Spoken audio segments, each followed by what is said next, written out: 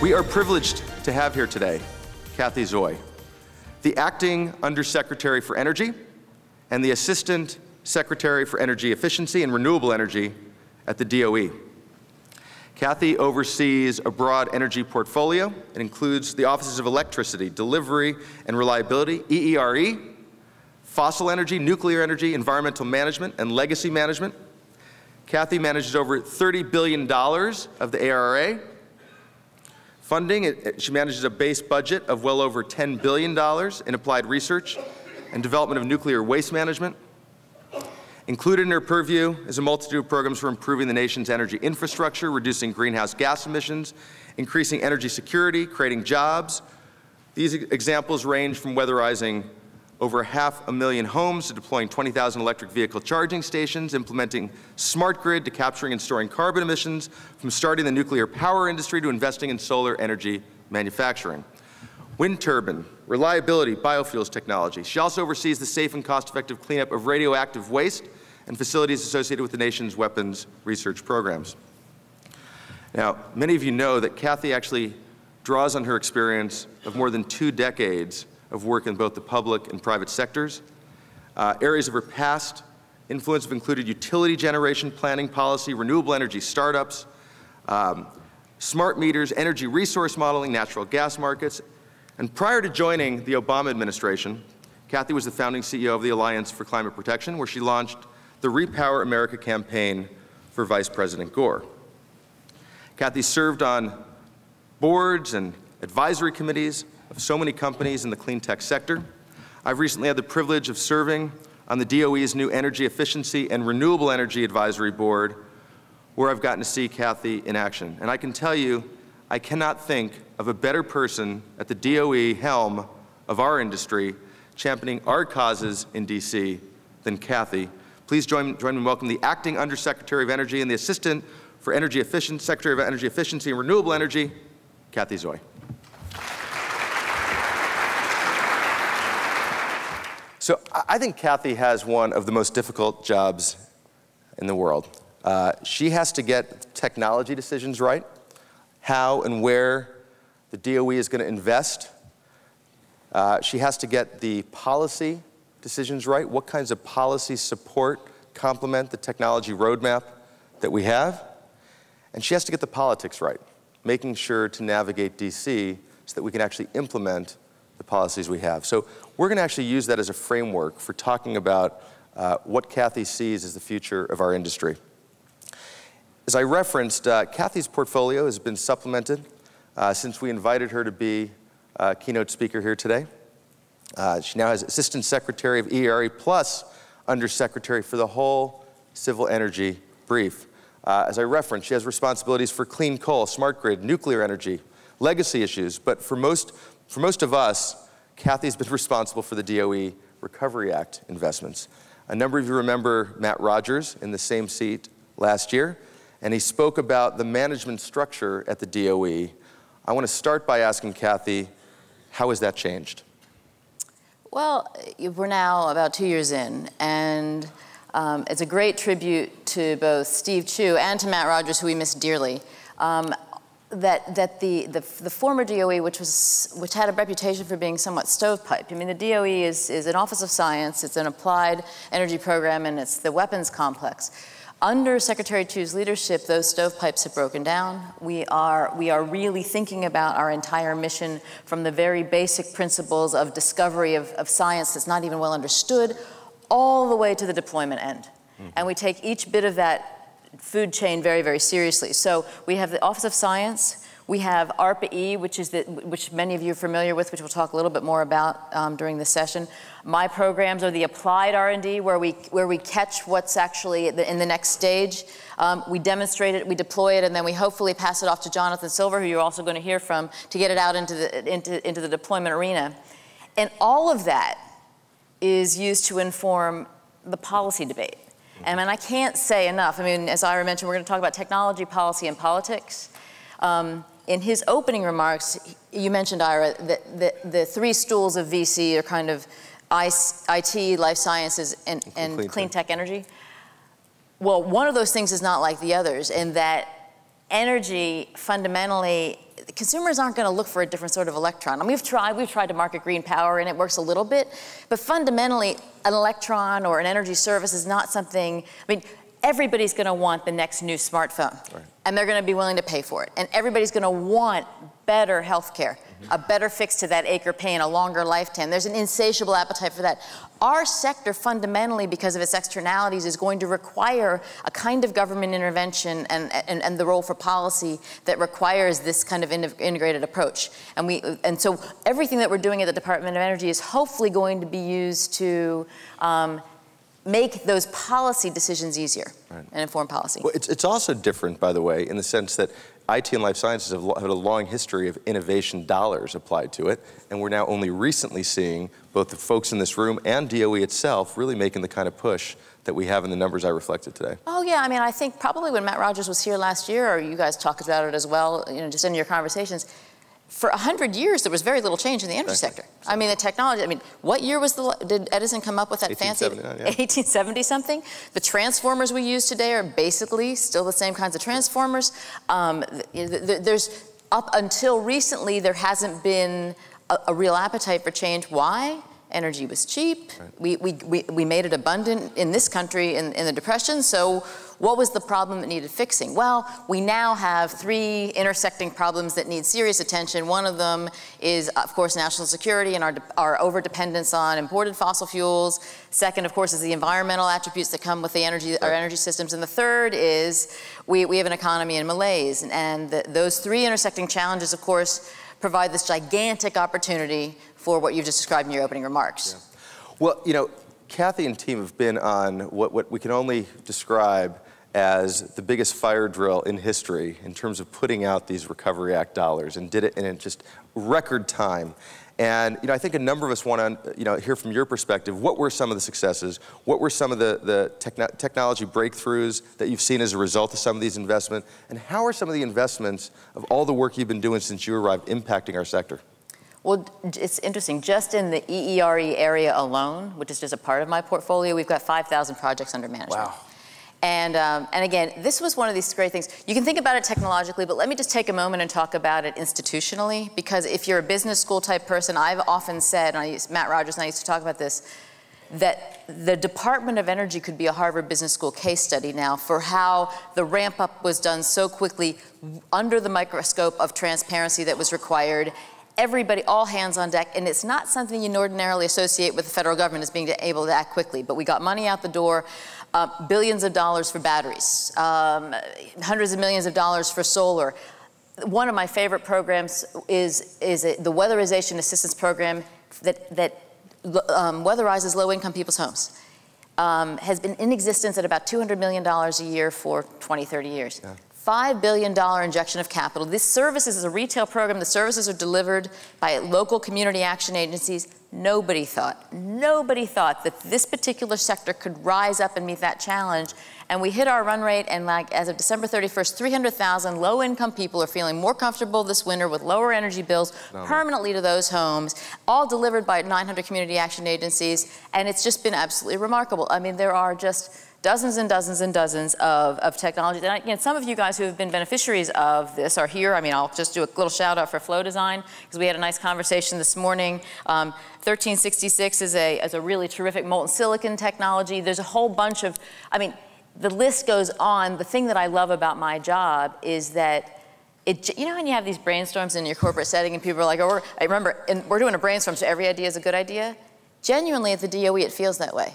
There's no interesting, innovative idea that under the directorship, under the leadership of Steve Chu isn't like, hey, yeah, let's think about that. And we now have, with the Recovery Act, have had the resources to be able to channel that money into some really, really interesting things. You know, what's interesting is you talk about the fire drill and all the projects you've done in such a short period of time. It actually started with the organizational build. I mean, what I found so profound is actually, you know, Matt Rogers, you, Jonathan Silver, I mean, the team that's been built at the highest levels, and then a number of you at the next level. Uday's here. And the team at the DOE is unlike, for any of us who've walked the halls of DOE for the last decade plus, is unlike any we've seen before. Yeah. Yeah. Well, we have a lot of fun. We are doing very important work. And when you're doing important work that's interesting and creative, you're able to attract talented, interesting people like Matt Rogers, like Steve Chu. I mean, it's funny, you know, Steve Chu is a Nobel Prize-winning physicist who's decided to dedicate this next period of his life to addressing climate change. Yeah. I mean, he really came into government service about climate change, and yes, it also helps with security and the economy and stuff, but he said, you know, I got to do this, and I want to, and he's attracted Arun Majumdar and Bill Brinkman and Steve Koonin and just dozens and dozens of other people who want to be part of that conversation. Yep. And Steve Koonin, who was here in prior years in his VP role. What are some of the flagship efforts that you have in the works right now? I mean, I think people would love to understand, try and get a sense of really what are you working on now? Well, one of the things, again, and you hit on so many themes in your opening talk, but one of the things that we're trying to do at the department is reduce the time to market. Yeah. You know, we're the biggest R&D body in the world. Take some of that research money and figure out how to get technologies into the marketplace more quickly. And Steve Chu's vision is to set up hubs. And another way to say it is they're like Bell Lablets. They're little baby things, but where you get a group of people together, some of the best and brightest scientists with industry people, and have a concerted effort to come up with something really, really profoundly important. So you're linking the basic scientists to the applied scientists to the industry people. So that's by way of introduction. We've funded several hubs. We've got one on buildings, a buildings hub, where we're actually on site at the Philadelphia Navy Yard, kind of a disused old site. I mean, I think there's some folks here from Philadelphia, where we've got a bunch of universities from Pennsylvania that are involved, a bunch of companies that actually do building sensors and controls. They're working together in this lab-like setting to come up with better ways to run our buildings. So, you know, buildings are, you know, 40–50% of where our energy goes, depending, you know, whether you're counting gas or not. Better sensors. Compressorless HVAC, windows that don't let the heat and cool out and in when you don't want it to go out. All of those things working together. Commissioning software. And how do you do it all really cheaply? Yeah. So we've got that. We've got a sunlight to fuels hub, which is basically... I just want to say on the Philadelphia one, that's a great example, though, of a mayor that's really taking a leadership role and complementing the leadership you have at DOE with someone locally on the ground. I mean, what a great example. Oh, yeah. Mayor Nutter, he's been a visionary on clean energy, and he's really, for a tough city with tough budget times, he's saying, well, but we've got to save energy because it pays. Exactly. So, you know, that's fantastic. We have another one that's sunlight to fuels, which is essentially, I mean, trying to basically mimic photosynthesis, but do it more efficiently than plants do. And then that was at LBNL in Northern California. There's another one that's a computer simulation hub for nuclear, because it turns out when you're talking about nuclear, it's very, very expensive to try it and build the pilot prototype, and it's really, really expensive to get it wrong. But our computing technology now, you can actually simulate it remarkably well, save a lot of money, and get things to market more quickly. So the hubs are one really, really interesting thing. Another one that might be very interesting for this group is we've identified, again, marching down the cost curve that you showed in your intro, how do we make PV genuinely cost competitive? We're trying to make everything cost competitive, so like we don't actually need to beg for policies anymore. What will it take to get PV to $1 a watt installed? Whole system, not the module, whole system. So again, what we're doing is we're directing our research to work, again, collaboratively with practitioners in industry.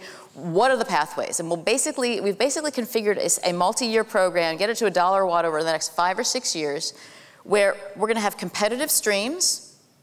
We'll down select maybe in year 2 or 3. We're going to get the balance of system people talking to the power electronics people, talking to the panel people. They came together in a workshop this last summer in Washington in August. They're like, you know, we've never been to a meeting all together like this before. I mean, it was just really, really terrific. So this is another one where we're very, very hopeful. I mean, if we can get to $1 a watt installed, we're at about 6 cents a kilowatt hour. It's absolutely fantastic. And that is your dollar per watt initiative. You branded it that way. Yes. So those are a few. Okay, well, you know, we did talk about some of the difference between IT and life sciences in our clean tech sector, and of course, one of them is the importance of policy. You know, when we think about what we're doing here, we can't just get the technology right, we also have to get the policy right, and you spend a lot of your time on that. A number of people who have migrated into the clean tech sector, you know, I think could use some advice. How do we best support and unleash and hasten innovation in our clean tech sector? You know, what should we all be doing? Well, let me first say what I think we need to be doing, and then we can talk about what you guys need to be doing. I mean, anybody who's been a parent who has tried to like get their kid to change a behavior, you realize that you need to invest. You need to invest time and attention. So there's this truism about change. If you want change, it requires investment. Now, when you're in the government, that change only comes about either if you pay for it, if you invest dough, or if you invest political capital. Right. And frankly, it's usually easier to find money than it is to to find political capital, if the recent past is any indication. So what we've got, I mean, I like to think of these things as we're investing money in R&D, and we're needing to invest political capital in foreign policy, and we really, really believe that our responsibility is central in research and development, and to figure out where we can complement, not duplicate, but complement what's happening in the private sector. And what's interesting, and let me just read you some stats. The energy sector is quite different from many other mature sectors of the economy in terms of the fraction of sales that's invested in R&D. Because some people say, look, if energy's, it's let the private sector do its own R&D. Well, let me tell you what the stats are just by sector, and this includes public and private R&D. The pharmaceuticals industry invests about 19% of its sales back into R&D. Aerospace and defense invests about 12% back into R&D. Computers and electronics, always wanting to get that next thing going, but they do it very efficiently because they only invest 8%. Yep. Cars and automotive, about 2.4%. The energy sector, the fraction of its sales that's reinvested in R&D is 0.3%, 0.3%. And isn't it worse than that? Because the other sectors you mentioned are all about leapfrogging current generation, whereas energy sector is all about perpetuating status quo or making status quo more efficient or cheaper. Well, I mean, there's an institutional thing that I think in part arises out of the way we've organized our system, which is not, utilities deliver reliable electricity, but utilities, because they tend to be very market dominating, they need to get permission to raise rates.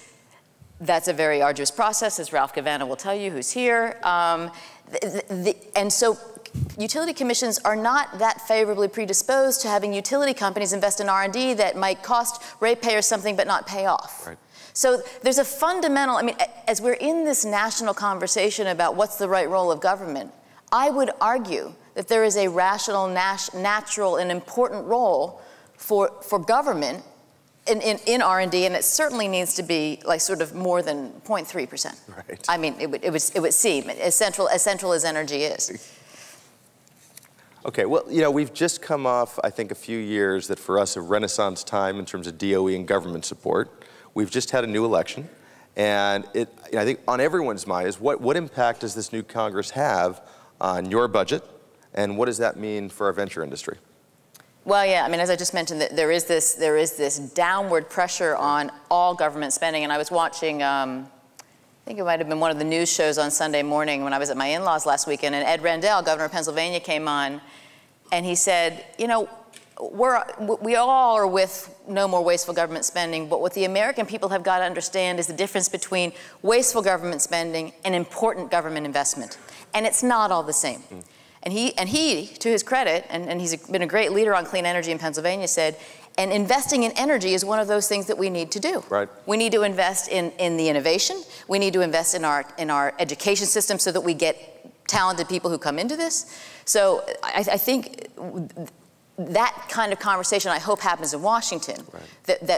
That even though the political dynamic has changed, we really, really need that. I mean, there's been several, in the past 3 months, there were several independent studies that were nonpartisan that have come out that basically said the same thing. One of them was from Bill Gates, I forget the exact composition of these groups, a business leader. So Bill Gates, Chad Holliday, John Doerr. It was a sort of the business suggested blueprint for energy going forward. The second one was PCAST. Yep. The third one was a think tank report that was a combination of Brookings and a really conservative think tank. I remember it was AEI or CEI, but they all said about the same thing. They all said, we need to invest somewhere between $16 and $25 billion a year on energy in R&D. And it was nonpartisan. So, you know, and right now, just for context, in the EERE portfolio, we've got about, or in the energy portfolio totally, in applied R&D at DOE, we have about $6 billion. So, you know, there are lots of thought leaders out there saying we need to invest more. This is a big deal. Absolutely.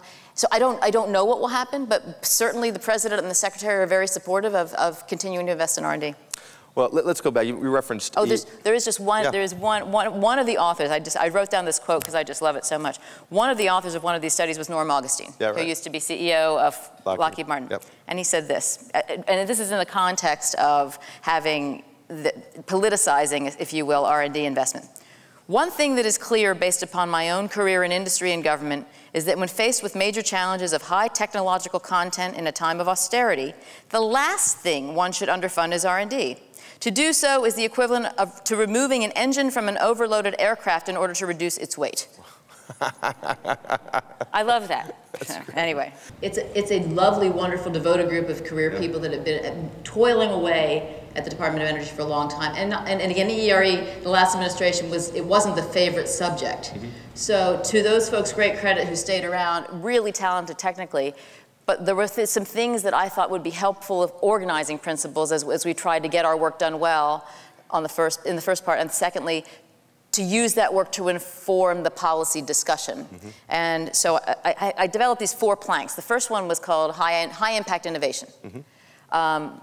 We invest in R&D here, folks, but we really need to figure out how to do it in a high impact way. So what I challenged each program to do was, look, whether you're solar or wind or fuel cells or vehicles, tell me what your research program is in the context of how you're going to get your technology to within about 120% or so of the competition. Mm-hmm. And they looked at me, what? It's like, no.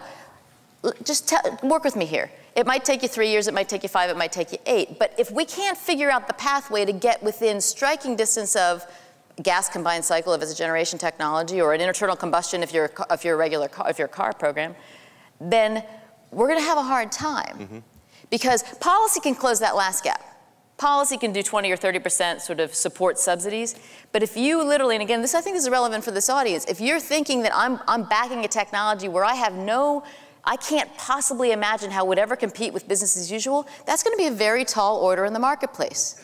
You're going to have to get gigantic political support to underwrite the difference in cost. Does everyone hear what at least I'm hearing, or what I heard a month ago? You know, for those of us, again, who've walked DOE halls and seen the great people and great technology, what we now have is a practical, action-oriented, business-thinking person leading the charge here to take this great policy and great technology in the bowels of DOE and actually make an impact. I mean, that was what struck me as I was sitting here at DOE listening to this. I hope the same for you. Yeah, so I would say, the 120% has turned out to be a wonderful little sort of like, well, you know, everybody takes it all very literally. Oh, I think I can get it to 125% by 2015. It's like, that's fine. I mean, natural gas prices are bouncing around enough to be in the noise. But the point is, nobody ever thought that way before. Right. The guys that had been working on the nuclear energy program thought they were entitled to be continuing research on the nuclear engineering program forever. Yeah. It's like, well, but we got to compete with something here, folks. So anyway, that's high impact innovation. So we've kind of restructured some of our research programs. The second plank that we talked about was speed and scale. Uh-huh. And one of the things that, in order for our technologies to win, we have a natural advantage that we can do them fast. But there is this rebuttable presumption that we have to correct, but we're small, we're niche. So one of the things that I said is, let's demonstrate where we can be fast and big quickly. And so a lot of our Recovery Act projects have tried to do just that. So speed and scale. The third one is attracting talent. Again, I've told Ira the story before. When I showed up at DOE, at ERE, there were 120 vacancies, like unfilled positions. And the HR system was so broken that people said, well, I just gave up, I don't hire anymore. It's like, folks, we can't possibly win this if we don't have the best and brightest people. So we've got basically our program managers. We've got a new program manager in biofuels he ran the biofuels program at Chevron. He's a PhD scientist, so he's both a wonderful business practical guy, plus he's a wonderful researcher. We've got the guy who used to run PG&E's energy efficiency and renewables programs, Roland Risser, as our building technology program manager. These are absolutely top talents that have moved to Washington, that are part of the cause, and that they're managing their teams, and they're just doing a brilliant, brilliant job. I mean, there's this old story about when, you'll recall, that when Neil Armstrong landed on the moon in 1969, apparently the average age of a NASA engineer was about 26, which meant that when President Kennedy issued that call that we're going to go to the moon, a bunch of 18-year-olds were captivated by that challenge. Amazing. And again, I think that we are at that moment in our sector, I mean, beyond DOE, but all of us, right, at capturing the imaginations of young people and bringing the best and the brightest into this sector. 100 new programs in universities. There are a handful of Stanford MBAs over at the table there who are among the people who are going to get into this sector. That's right. But they're just all over the place. It's just, I mean, where I did my graduate work at Dartmouth, the dean was telling me that in the past 2 years, he has gotten more and more folks that have come into the engineering discipline. They were thinking, I mean, previously they would have done finance and business, and they're now attracted to the engineering discipline, and they tell him it's because of energy stuff. So that's the third plank is talent. And then the fourth one that we've organized our work around, which again, it was really kind of a wacky idea at DOE, I think, is capturing hearts and minds. All of this great work had been being done at DOE, in the sector, but very little investment was made in telling those stories, in telling the stories about the 5,000 projects we have going in literally every town in America because of our ECBG program. There's not a jurisdiction that's not covered. There's not a jurisdiction that hasn't had some jobs created as part of this thing. We need to tell those stories. So we've started collecting the stories. We've got hundreds of them. You can find them on our blog, on the DOE website under profiles. You can sort them by state. And we need to continue to do this and get those stories out there. So we've now got the DOE technocrats thinking about, oh, how am I going to capture hearts and minds with this? Which is really good. So that's sort of what we started off with. Let me ask you the question I think on a lot of people's minds here, which is, you know, just completed this incredible phase with the recovery funds. And with that phase largely behind us, you know, talk about the ways in which, you know, for the many people who relied on you and DOE during this last period, you know, what are the continued ways that you can and are planning to help the venture and clean tech community? Well, the Recovery Act, by necessity, we set up all kinds of systems for transparency, for peer review, for competitive solicitations. We upped the game to a standard, to a gold standard in government, and we will continue to actually operate that way. We've demonstrated to the workforce, the DOE workforce, like, wow, you can do it. You can do it. Yeah. You can do it. So we're going to keep doing that. I mean, what I would say is, you know, we're going to continue investing, of course. We want to be smart about it, though. So we don't have, I mean, the Recovery Act was this gigantic gift of billions and billions, $90 billion total. We don't have that much money anymore. But let me just tell you a little story. We want to be smart about it. Biofuels. We're looking at the Valley of Death issues. We've made investments in some small-scale biofuels plants. Different feedstocks, different catalysts. The Recovery Act gave us that money. But they're small-scale. The next stage is a gigantic capital investment. So what we've done is we've done a little bit of homework and said, you know what, we figured there's probably about 6 or so different technology combinations where if we invested in a pioneer plant, we could actually tool it up, work with those entities, and get it happening. My team first said, we actually need enough money for 12 plants. And we asked the industry, how long does it take, how many plants to get from pioneer plant to nth plant? Nth plant is what we talk about where we're actually down at that cost competitiveness. And they said, no, all you need is 1 plant.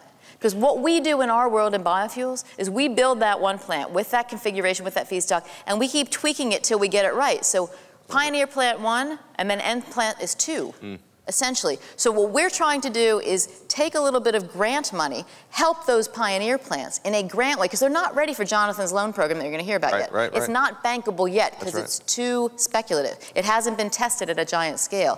Be smart about where we're going to invest in those demos, work with them over time, and hopefully then they will be bankable projects and the government can be done. Interesting. You know, Cathy referenced the Kennedy call to action, and it does remind me of about a month ago when Secretary Chu gave that speech at I think it was the National Press Club. And he talked about the Sputnik moment, and he talked about the importance of U.S. competitiveness. And you know, as I think a lot of us think about the world we live in today, it's not just about energy policy, it's about U.S. competitiveness. And he talked about what's happening in the U.S. and contrasted that with what's happening in China. And you know, I thought it was a good example, by the way, of capturing hearts and minds and doing the kind of marketing we need. You know, it'd be great. What's your perspective on what we're doing as an administration and as a country, what we ought to be doing? I saw there was a big dinner, I think, last night between Obama and China's head. And so what's your sense on this? Well, we are in a race. Yeah. I mean, the secretary, when he gave that speech, called it a Sputnik moment. Yeah. And we are in a race because the Chinese are doing great things. They are investing in high-speed rail and getting it done quickly. They are investing in the best state-of-the-art transmission, AC/DC, whatever it is, and getting it done quickly. They are bringing down the cost of solar. I mean, they're doing everything well. Yes. We have the capability to do it all just as well. But we do need a policy. We do need some support. I mean, you know, and we do have one. The part one of the Obama administration's policy on this was ARA, a $90 billion down payment to demonstrate that all of these technologies are ready for prime time. They are ready for commercial time. In a time when there was, you know, no capital available, we made the capital available. Right. And there's, as I say, there's not an American out there who, if they didn't look in their town, wouldn't have some evidence at hand on clean energy working. So that's sort of part one. Part two, which is kind of a quieter part of our clean energy, what we're going to do to keep up, is good use of our existing statutory authorities. Yeah. We've got, you know, there are laws on the books, appliance standards, building codes laws, you know, regulations and stuff, where if we use those cleverly and effectively, that will help spur innovation in this country. I mean, appliance standards basically say, we're not going to accept the crummy stuff in America anymore, either from American manufacturers or anybody else. And they make good economic sense. They save consumers money. So we're going to use those more. And then, of course, the third part, which is still unfinished business, is an economy-wide policy that basically sets the benchmark. That basically, whatever tool we decide to use, whether you know it's a cap and trade, it's a clean electricity standard, it's a combination of tax breaks or whatever, but we've got to have some sort of carbon signal, you know, oil independence signal in the marketplace. And for us, for the administration, that, as I say, that's still a very, very high priority, and we're going to work however we can with the new Congress to get that done. So after getting the technology right and getting the policy right, I'm convinced that this can't work without getting the politics right. And you know, I think one of the things that have made you so successful is this isn't your first time to Washington, D.C. You're not a newbie there. At EPA, Cathy actually pioneered Energy Star, and she was a senior White House staff in the Clinton administration. And so this is now your second stint back in D.C. And you know, I imagine a lot's changed. And you know, it'd be great. What's different now about D.C. this time around? I think there are differences from the Clinton era that make policymaking in Washington harder.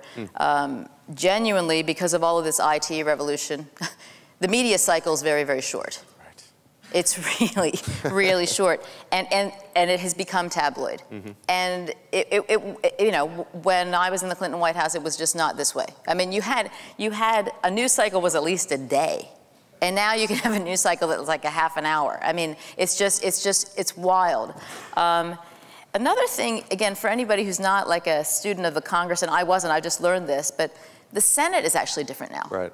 The evolution of the Senate it's hard. I mean, we watched it with filibusters and stuff like that. We've watched it be very, very angry. The Senate historically was this collegial body.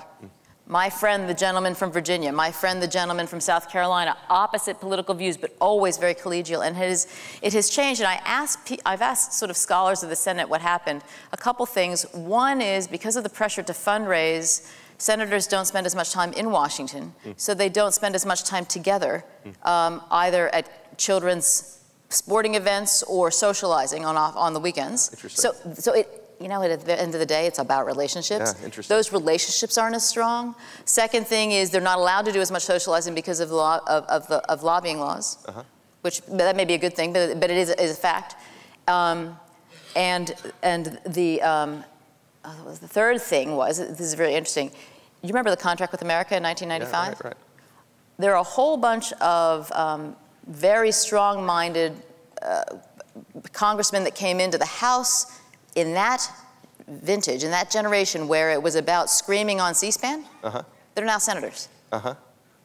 So that's what a lot of, as I say, Democratic scholars of the Senate say. Those things have contributed to the Senate being trickier than it was during the Clinton years. You know, I'm sure there are other factors, but that's different. And then the other thing that's fundamentally different right now about Washington is that there's a climate of fear, not hope. The economy is so scary to so many people, so that, I mean, I forget who I was talking to at last night's dinner, but like, if a little bit of hope you get 1.4, the same amount of fear you get 2.4. I mean, because everybody, there's that whole, everybody feels like they're slightly not okay. I mean, so it's harder. It's harder to get people to try something new if they're afraid than to try something new if they're feeling like it's all going swimmingly. So I think the fact that the economy is hard is making things challenging. But with that said, I think the confluence of challenges, you know, with security, economy, and environment, have created this gigantic opportunity for us. And the president certainly agrees with this. Global competition, that we talked about with China, suggests not only is it an opportunity, it's an imperative. It's one of those double-edged things, like we can actually do really, really well if we seize the mantle and go after clean tech. And if we don't, at our peril, there will be a cascading, I'm afraid. So we really, really need to go and do this. The good news is that I think clean energy polls well for everybody. I mean, other environmental issues don't necessarily poll that way, but clean energy polls equally well with Democrats and Republicans. People like it. So there's a lot for us to talk about. I mean, when I was a young person in my 20s at the US EPA, I was kind of a mid-level bureaucrat. We were inventing Energy Star, and George Bush, the elder, was president. And you guys would recall that that's in the lead up to the Rio Earth Summit, his science advisor who didn't believe in climate change said, no, President Bush shouldn't go to Rio. And there was a bunch of us, we were working on energy efficiency programs, and we did the sums, and we thought, you know what? If we added all this up and took it national, we could actually stabilize greenhouse gas emissions at a profit. Wow. Maybe we should make a run at changing the White House policy on this. I mean, literally, I think I was 26, my assistant was 22, there was, you know, Kathleen Hogan, some of you guys know, was there. I mean, there was just like a few of us, we said, and in some ways you look back and you said, well, that was very foolhardy, but we trotted over there, we got a hearing, and we eventually, because we kept crunching numbers and kept making the case and said, look, we'll do lighting, we'll do buildings, we'll do transformers, went through all these technologies, it's an opportunity, creates these jobs. I think eventually we just wore them down. But anyway, but the president then signed on to the climate convention. Love it. And I guess the point is, it doesn't have to be, the partisan politics, the partisan nature, we should take it seriously, but it doesn't mean game over. We're in the middle of this game. So I'm quite optimistic. So let's talk about it. So we have the Sputnik moment, we have the US competitiveness issue, we've got the next 24 months critical to succeeding. I mean, either wave the magic wand or be a crystal ball prognosticator for us and, you know, talk about what this should look like over the next couple of years. I mean, I think that we're going to, we need to keep, look, I got left brain, right brain thing going on. We need to keep gathering the data, right? We need to keep driving down the cost of our technologies. So it's incumbent on you guys who are running businesses, it's incumbent on me and with my research programs, it's incumbent upon us to work together. Because the closer we get to having this be a non-difficult economic decision, the easier it will be to get the policies that we need to support it. And so we need to keep doing that. We need to keep talking to the decision makers. We need to keep making sure that the folks in the neighborhoods where the companies are, I mean, I've gone to New Mexico and been to solar factories, and the guys who work at the solar factory have no idea that they have a policy-relevant job until somebody tells them in everyday English, you got a policy-relevant job. Does your elected official actually know that you work here and that you care about this? And it's like, oh, really? Really? So it's the civic engagement in the political and policy process, I think, is really needed. I think that the debate, frankly, guys, is going to swing on what the business community does. I think it is so important what you guys do. I mean, I'm just going to jump ahead a little bit. Last year, I was meeting with a senator, and we were talking, and this is a senator who's interested in clean energy, and he said, you know, I got to tell you something, Cathy. None of those clean energy business people have been by to see me. Yes, absolutely. I said, really? He's like, yeah. The oil and gas guys drop by all the time. But I do not see the clean energy guys. And again, you kind of think, oh, but I've been there, and it actually seems to matter. Well, I'm shocked how many people I talk to who tell me about their recent trip to China, their multiple trips to China, their trips to India, and haven't been to DC. And that's the one thing, before we maybe take a couple questions, that's the one thing that I'd love for you to just talk about as to what we can and should be doing. And I don't think this is necessarily a group, for those people who are in IT, that's not how we allocated time. For people who were in life sciences, yes, we dealt with regulatory issues at the FDA and maybe did partial journeys there. But in this space, it is so critical. And what you reference is something I hear over and over again from people when I spend time in DC. Well, where are your compatriots? Where are your companies? And to the extent that this is so important that they hear from us the same way, can we maybe end with some advice to this group?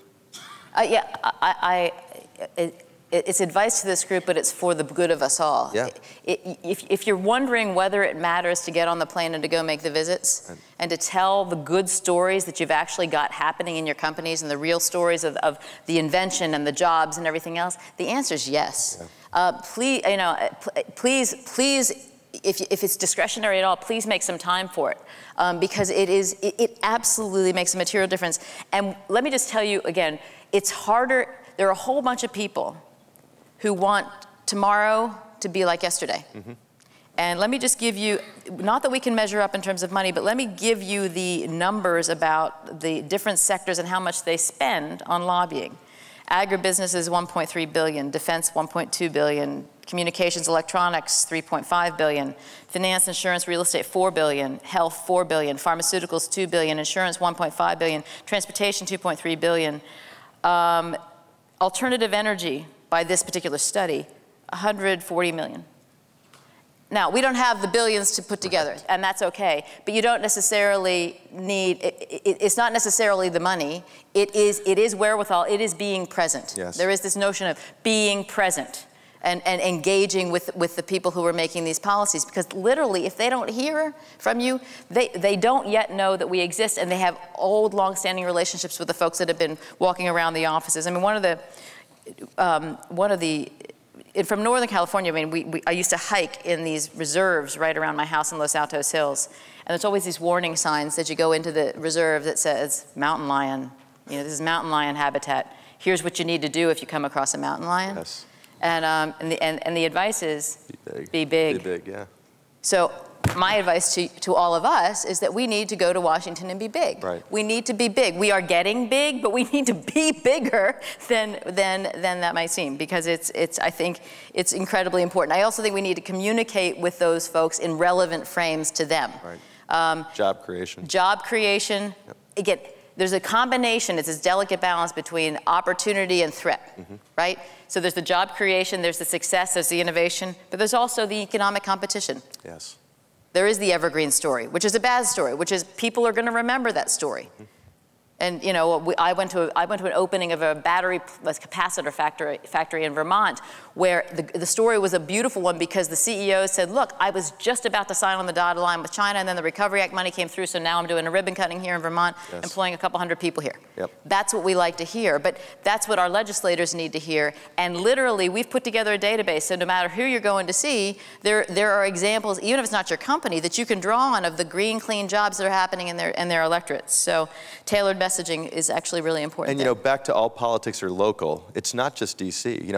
The number of times I'm back there and people want examples out of California or out of the big states and in the other states around the country. And I think that's where a lot of people should be spending time. Yeah, absolutely.